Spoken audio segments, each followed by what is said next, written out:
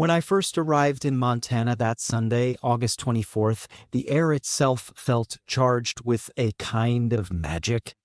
The peaks of the Rocky Mountains stretched endlessly before me, their shadows falling long across the pristine lakes and pine forests.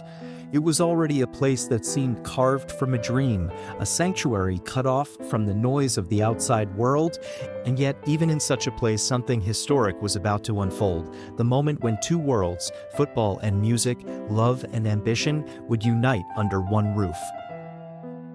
I was there when Travis Kelce and Taylor Swift stepped into their new life, a mansion worth $13 million inside the Yellowstone Club, the most exclusive private resort in America. I could see it in their eyes. This wasn't just real estate, this was destiny. Travis looked casual, a black t-shirt hugging his athletic frame, a white cap pulled low, but the pride in his face betrayed how monumental this moment was for him. He wasn't just walking into a house, he was walking into proof that his hard work, his battles on the field, his late nights, his sweat and sacrifice had led him here. And by his side, in a simple yet elegant white dress, Taylor Swift carried an energy that seemed to glow brighter than the Montana sun itself. Her eyes darted from detail to detail as though she was recording every texture, every shade of light, every hidden melody in the whispering pine trees around them. I could feel the weight of the moment. Travis gestured toward the paved pathway leading to the artificial lake in front of the facade. "Look at this," he said to her, his voice warm but edged with pride. "This is ours."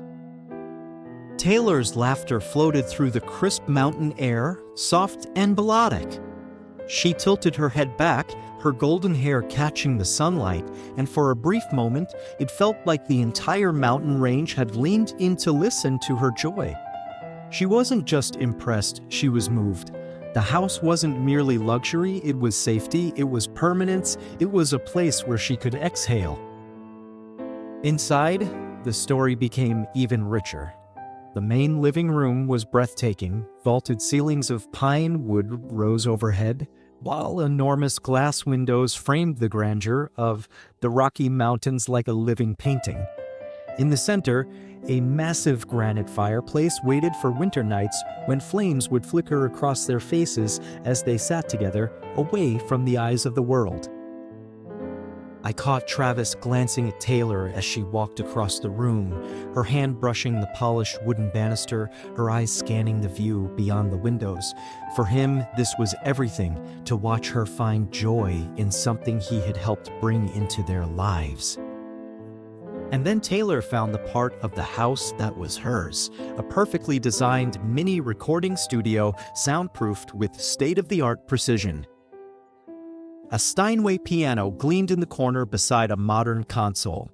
She pressed her fingers against the keys, almost testing them, as if the house itself was asking her to write its song. "I could write forever here," she whispered, half to herself, half to him. Travis grinned. "That's the point." His space was no less extraordinary, a sports entertainment room that felt like an extension of his own identity. A gym with the latest equipment, a football simulator, even a virtual golf room. Here was the balance. While Taylor would compose music inspired by Montana's silence, Travis would maintain his strength, his edge, his body prepared for the battlefield of the NFL season. Everywhere I turned, the house seemed to mirror them. Rugged yet refined, powerful yet tender. 7 vast bedrooms opened onto private balconies, each view more majestic than the last. An outdoor pool glistened under the Montana sun, framed by towering pines that ensured complete privacy. It was as though the Yellowstone Club had wrapped this place in a cocoon, protecting them from the constant eyes of fame. Taylor paused by the pool, gazing at the reflection of the mountains in its still surface. Travis came up behind her, arms crossed, leaning casually against the stone wall, watching her with that gentle pride again. She turned, caught his gaze, and the look they shared in that instant was more intimate than any song or game could capture. This wasn't just a mansion, this was a milestone. And I thought about what it meant for them to be here, in the Yellowstone Club, the haven of billionaires and legends. Bill Gates, Justin Timberlake, Tom Brady, names carved into the walls of history, had walked these paths. Now Taylor Swift and Travis Kelce joined them not just as residents, but as symbols of their generation. She, the voice of an era, he, the embodiment of modern athleticism. Together, their love had taken root in the most exclusive soil in America. The price tag, $13 million, was staggering. But even more staggering was what it represented. For Travis, it was proof that the boy from Ohio, who once dreamed of NFL stardom, had not only made it, but had carved out a kingdom. For Taylor, it was a reminder that even after global tours, awards, and decades in the spotlight, she still craved and deserved quiet, a sanctuary where her soul could breathe and her music could bloom. I imagine the winters here. Snow blanketing the mountains, silence so deep it would feel like the world had paused. I imagined Taylor at the Steinway, her pen scribbling furiously in a notebook while Travis stoked the fireplace, the two of them wrapped in wool blankets as the storm howled outside.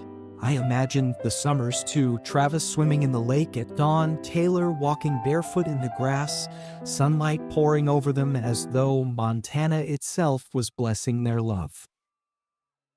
Fans across the world saw the photos of them outside their new home, smiling, laughing, exploring like newlyweds.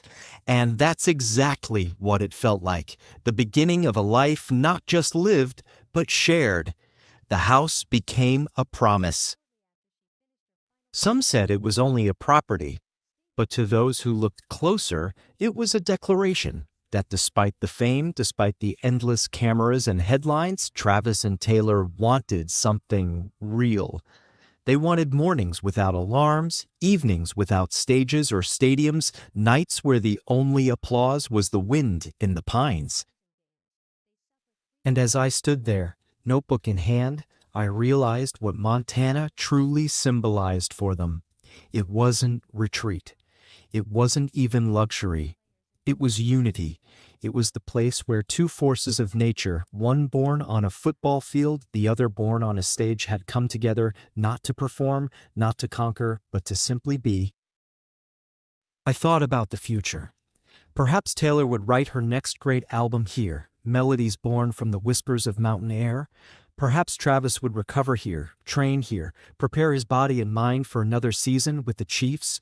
Or perhaps they would simply sit on the balcony, hand in hand, looking out at the Rockies, letting the silence fill them. Whatever the story, one thing was certain: Montana had become more than geography. It was now part of their love story, a chapter written not in neon lights or roaring stadiums, but in the quiet language of pine trees, granite, and starlight. And as the sun dipped behind the Rockies that evening, painting the sky in shades of fire and gold, I knew this mansion, their mansion, would forever be remembered not just as a home, but as the very heart of a love powerful enough to echo through mountains.